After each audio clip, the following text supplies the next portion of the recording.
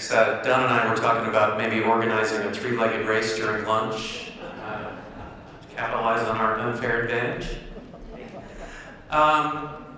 Yes, I am Bill O'Brien. I'm the Senior Advisor for Innovation at the National Endowment for the Arts, and I'm very proud to be the Project Director for Creative Forces for the NEA. Creative Forces is a unique collaboration among federal agencies like the National Endowment for the Arts, Department of Defense, U.S. Department of Veterans Affairs, also state arts agencies like the California Arts Councils, and local arts agencies, local arts organizations, artists, everyone involved from the clinic to the community who passionately believe in the transformative power of the arts. So we are musicians, we are creative arts therapists, we're metal forgers, blacksmiths, potters, musicians. I'm seeing all of these in the room right now, who are all on a shared mission to support military family members, particularly those who are dealing with traumatic brain injuries and associated psychological health issues, but it expands out then from there to include family members. And ultimately, we hope to be building capacity so that this spills out and has a much more broader impact for military and civilian collaboration across our communities. The name Creative Forces really, I think, exemplifies what's at the heart of this, which is it reflects creative forces within the teams of clinicians and within the service members who are being treated and within the communities to unleash this strength and this power. As Ruben taught us earlier, his idea of the core meaning of art is strength, or Nawudi, I think I'm saying that right. That's really what we're trying to leverage here. And we're all very excited to be on this mission with you. And I'm just going to give you a very quick overview. We're running a little bit late, but we can get through this pretty quickly because we're going to unpack each of these themes a little bit more fully later on. Ultimately, our job today is going to be to glean from you how we can be most helpful on the national level. We're going to be doing some investment in community engagement activities and capacity building kinds of things. We've changed the name from what was earlier a Healing Arts Partnership to a Healing Arts Network. And the idea there is really we want to create and support a high-functioning network where ideas and intelligence can be shared across all of these different perspectives and locations so that ultimately we all do a better job of what we're all on a mission to do. There are three main pillars of the National Program of Creative Forces. The first one is clinical, and we're going to hear a little bit more about that from our National Military Medical Advisor, Sarah Cass, and Rebecca Voudroy. I think I finally said it right. Voudroy. She's in my band, and I still don't say it right.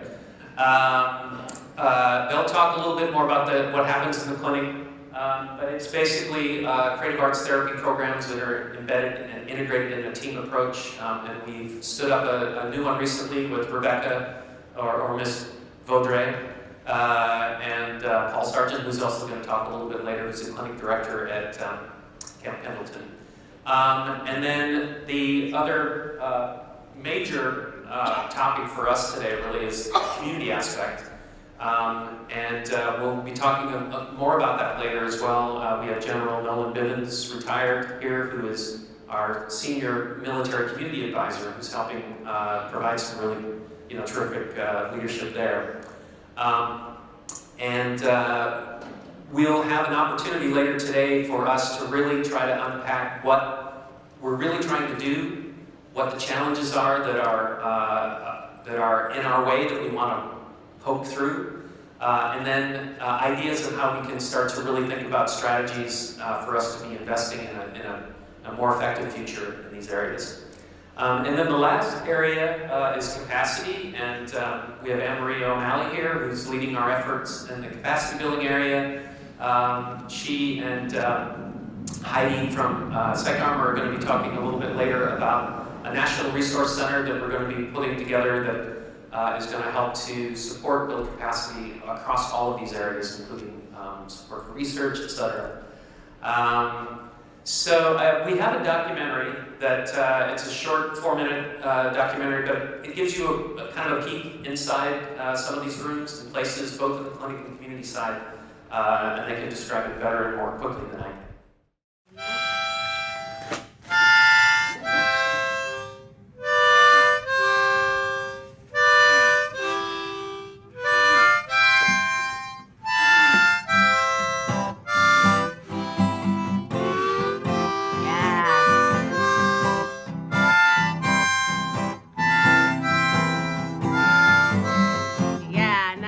Music therapy is a treatment modality that uses music to help clients reach non-musical goals. Luis was really paralyzed before, almost completely paralyzed. Luis couldn't move his arms. Your body is really moving very well. The Healing Arts umbrella at NICO it's excellent because of our partnership with the National Endowment for the Arts.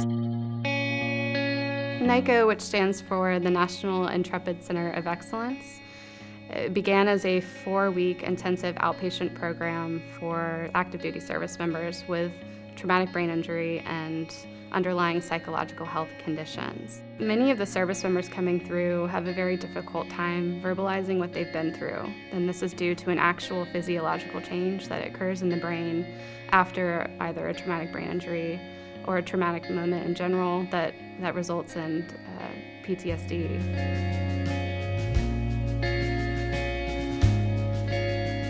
And the art therapy gives them a mechanism to visually show it, so it gives them a visual voice.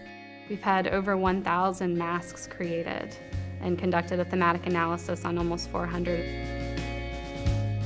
And the masks themselves are inching us closer to these service members and what it is they're most focused on. And it will help providers know where they should head in their treatment.